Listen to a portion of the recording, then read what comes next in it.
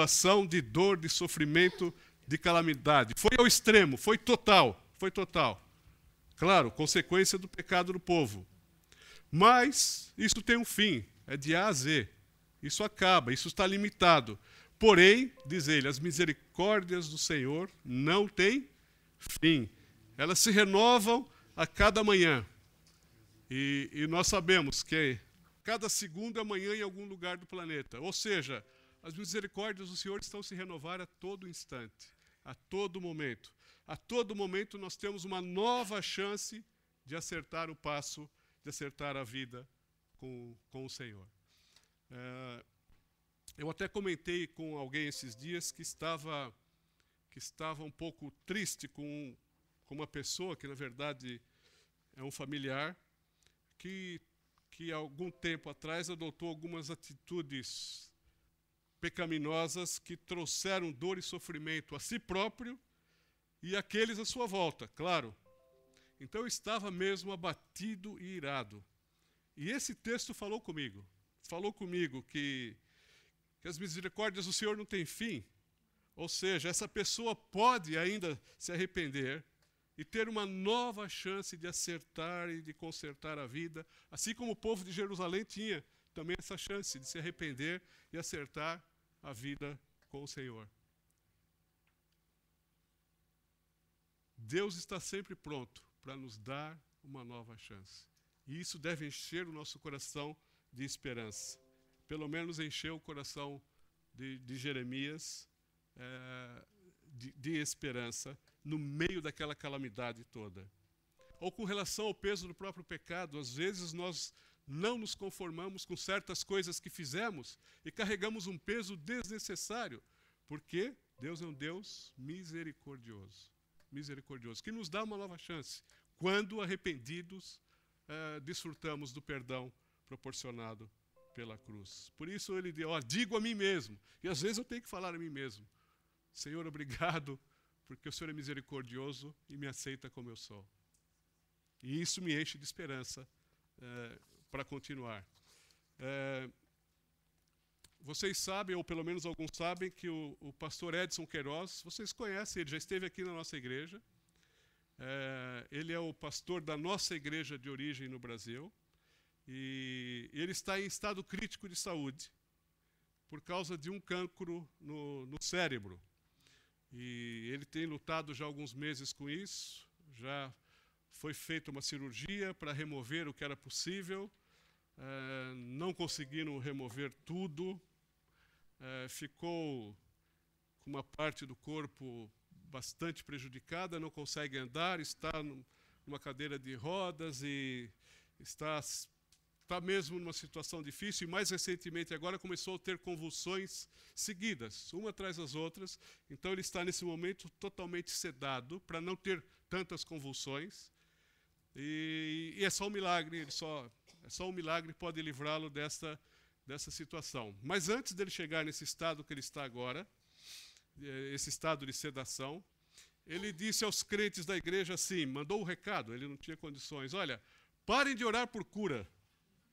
Pare de dar ordens a Deus, porque os crentes têm essa mania. Eu declaro que, parem de dar ordens a Deus, simplesmente peçam que a sua vontade seja feita e confiem que o Senhor é bom. E confiem que o Senhor é bom. Ou seja, lá no fundo do poço, ele encontrou esperança e gozo no caráter do Senhor. Ele está tranquilo com relação ao seu futuro, porque ele confia num Deus que é bom. Ele é fiel, mesmo quando nós somos infiéis. E o que ele prometeu na sua palavra, ele certamente irá cumprir. Então essa era a esperança que Jeremias tinha. Então, e essa esperança alimentou o seu coração, dava-lhe paz, conforto e expectativa com relação ao futuro. O choro pode durar uma noite, mas a alegria vem pela manhã, mesmo que essa manhã aconteça só no outro lado da morte, mesmo que essa manhã só aconteça lá na eternidade. Os habitantes de Jerusalém e Judá perderam tudo. Mas uma coisa ninguém rouba. E ele escreve aqui: a minha porção é o Senhor. Ou seja, é o melhor, é o bem mais precioso que alguém pode ter, é o Senhor. E isso nos dá tranquilidade e esperança. Então, o que tem te levado ao fundo do poço? Seja o que for, no Senhor, conhecendo quem Ele é, nós temos esperança. Podemos não entender muita coisa que acontece à nossa volta, ou com a nossa própria vida, ou com a nossa própria família. Como Jeremias não entendia por que Deus resolveu usar os ímpios para fazer juízo sobre o seu povo. Ele não entendeu. Tem tantas coisas que a gente também não entende, mas o importante é que confiemos que o Senhor sabe o que se passa e Ele sabe o que faz e o que permite. Ele sabe, Ele sabe.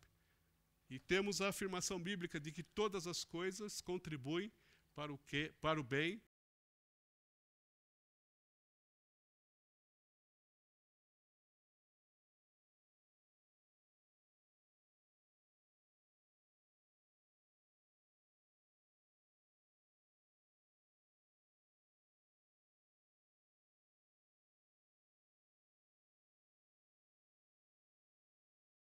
Vou reencontrá-la um dia, onde estaremos juntos no céu. Então, o que tem te levado ao fundo do poço? Não importa. O importante é não se deixar levar mais, não cavar mais, mas olhar para o Senhor, olhar para o alto e confiar que Ele é bom e que Ele está no controle e que Ele tem o melhor, seja lá qual for o melhor, quer a gente entenda ou não. Quer a gente entenda ou não. No meio da calamidade que aconteceu aqui com esse povo, Jeremias conseguiu alimentar o seu coração com esperança. Conseguiu.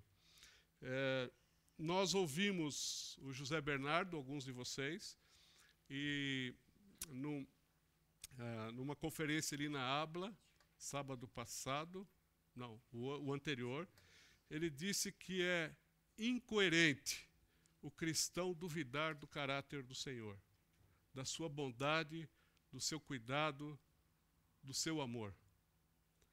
E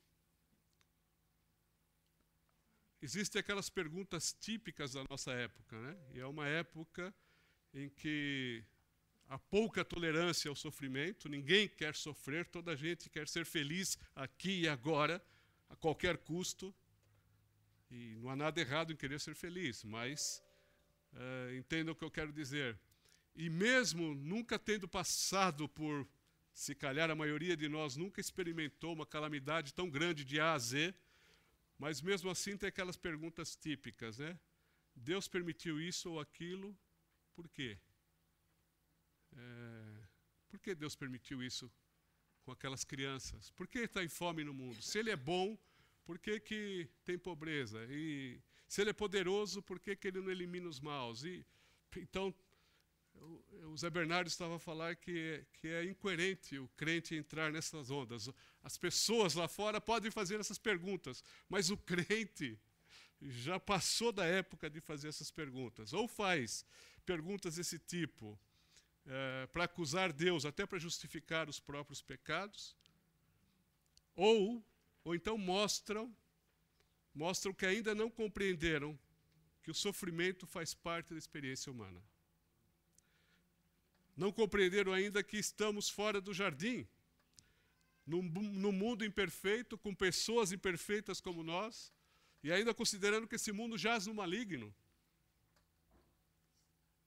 Ou ainda não percebeu o estrago amplo e profundo causado pelo pecado em nós e ao nosso redor.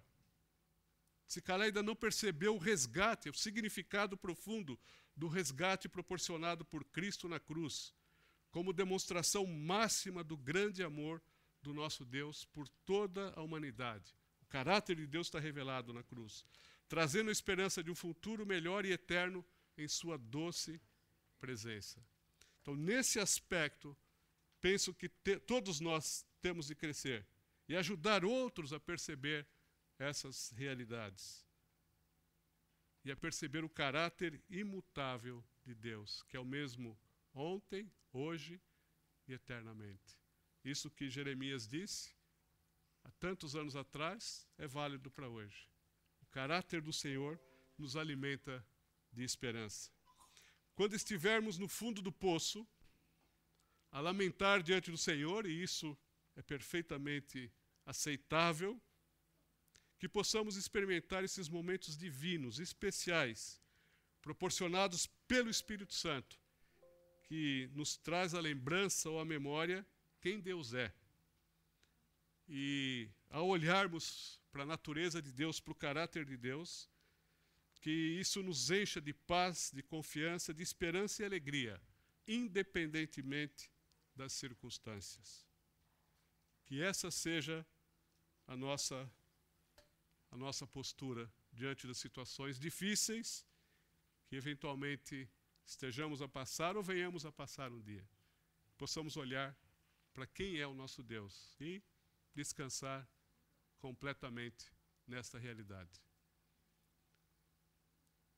Graças ao grande amor do Senhor é que não somos consumidos, pois as suas misericórdias são inesgotáveis. Renovam-se cada manhã. Grande é a sua fidelidade. Digo a mim mesmo, a minha porção é o Senhor, portanto, nele porei a minha esperança.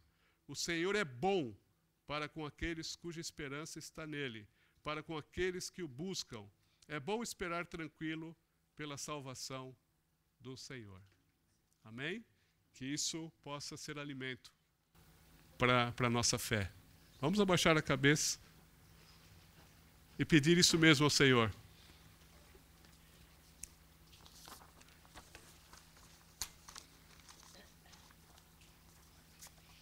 Que a nossa memória, que a nossa lembrança no dia a dia vá buscar esperança e paz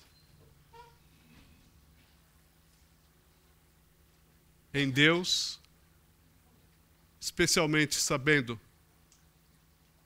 quem Ele